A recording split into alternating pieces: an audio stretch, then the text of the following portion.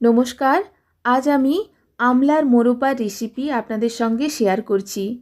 আমার আমলার মোরব্বা সার্ভ করার জন্য একেবারে রেডি। রসে পরিপূর্ণ এই আমলার মোরব্বা খেতে কিন্তু দুর্দান্ত লাগে। রেসিপি ভালো লাগলে অবশ্যই ট্রাই করতে পারেন। দেখুন, খুব সহজেই বাড়িতে এইভাবে আপনারা আমলার মোরব্বা তৈরি করে নিতে পারবেন। প্রথমেই পরিষ্কার জলে আমলা ধুয়ে নিয়েছি। এরপর একটা কাঁটা চামচ দিয়ে প্রতিটা আমলাতে এইভাবে আমি ছিদ্র করে দিচ্ছি। প্রতিটা আমলাকে এইভাবে ছিদ্র করে নিতে হবে। এরপর গ্যাসের ফ্লেম অন করে দিয়ে পরিমাণ মতো জল বসিয়ে দিচ্ছি। জল গরম হলে প্রতিটা আমলা দিয়ে আমি আমলাকে সেদ্ধ করে নেব। গ্যাসের ফ্লেমটা মিডিয়ামে রেখে মিনিট 5 সময় ধরে আমি আমলা সেদ্ধ করে নেব। সম্পূর্ণ সেদ্ধ করব না, আমলার কালার চেঞ্জ হয়ে আসা পর্যন্ত আমলাকে আমি সেদ্ধ করে নেব। এই জলটা, আমলা সেদ্ধ করার জলটাও কিন্তু খুবই পুষ্টিগুণে পরিপূর্ণ। আপনারা এটা আমলার জুস হিসাবে খেতে পারেন অথবা তরকারিতেও ব্যবহার করতে পারেন। যেহেতু আমলার জুসের স্বাদটা বেশি টক ভাবের হয় না, সে কারণে আপনারা যদি তরকারিতেও দেন খেতে কিন্তু খুব একটা খারাপ লাগে না। দেখুন, এরপর আমি আমলা সেদ্ধ হয়ে গেছে, জল ঝরিয়ে নিয়েছি। একটা ফ্রাইং প্যান বসিয়ে দিয়েছি গ্যাসে। গ্যাসের ফ্লেমটা লোতে রেখে ফ্রাইং প্যানে 500 গ্রাম মতো চিনি ব্যবহার করছি। চিনির ওপর দিয়ে দিচ্ছি সেদ্ধ করে রাখা আমলা। আমলা দেখেই বুঝতে পারছেন সম্পূর্ণরূপে আমলা সেদ্ধ হয়নি। কালার চেঞ্জ হয়ে আসা অবধি আমলাকে মিনিট 5 সময় ধরে আমি সেদ্ধ করে নিয়েছি। বাকি সেদ্ধ আমি এই চিনির রসেই আমলাকে করে নেব। ভালো করে মিক্সড করে নিচ্ছি। এইভাবে বারে বারে নাড়াচাড়া করে নিতে হবে গ্যাসের ফ্লেমটা লোতে রেখে। টোটাল রান্নাটাই আমি লো ফ্লেমেই করব। রান্নাটা অবশ্যই লো ফ্লেমে করতে হবে।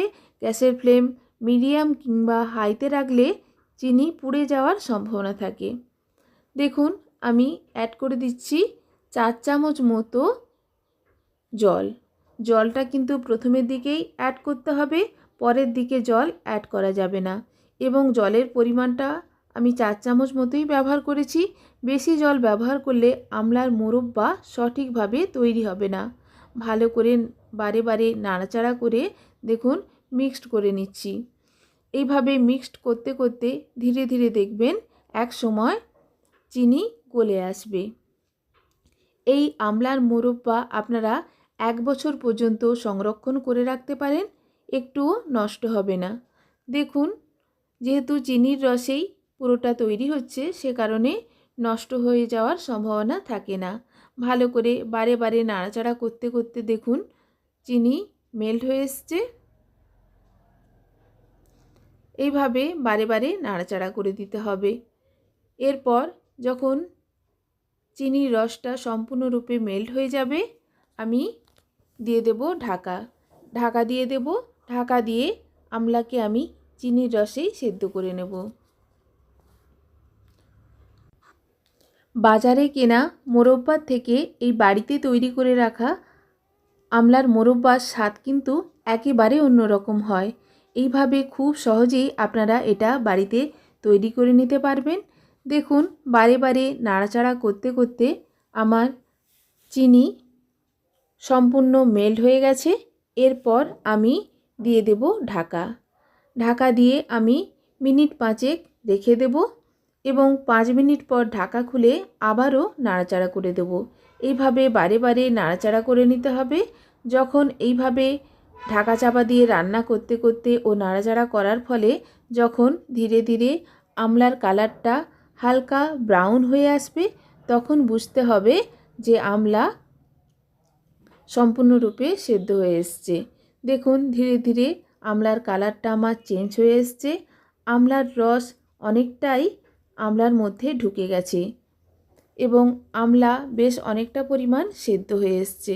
এইভাবে ধীরে ধীরে নাড়াচাড়া করতে করতে দেখবেন শেষের দিকে আমলার কালারটা হালকা ব্রাউন হয়ে গেছে। দেখুন, আমলার কালারটা আমার হালকা ব্রাউন হয়ে এসছে, সম্পূর্ণরূপে সেদ্ধ হয়ে গেছে এবং আমলা ফেটেও গেছে। এরপর অ্যাড করছি হাফ চামচেরও কম পরিমাণ গোটা মৌরি। মৌরি দিলে ফ্লেভারটা খুবই ভালো লাগে, সে কারণে অ্যাড করছি। দিয়ে দিচ্ছি হাফ চামচেরও কম পরিমাণ ক্রাশড গোলমরিচ। ভালো করে মিক্সড করে দিচ্ছি, এতে করে ফ্লেভারটা খুবই ভালো আসে। অ্যাড করে দিচ্ছি স্বাদ মতো লবণ। আপনারা আপনাদের হাতের কাছে যদি বিট লবণ থাকে সেটাও অ্যাড করতে পারেন। আমার কাছে বিট লবণ ছিল না, সে কারণে নর্মাল লবণই ব্যবহার করেছি। ভালো করে মিক্সড করে দিচ্ছি। দেখুন রস দেখেই বুঝতে পারছেন ঠিক এই রকম ঘনত্বের রসটা তৈরি হবে। টোটাল রান্নাটা করতে আমার 30 থেকে 35 মিনিট লেগেছে।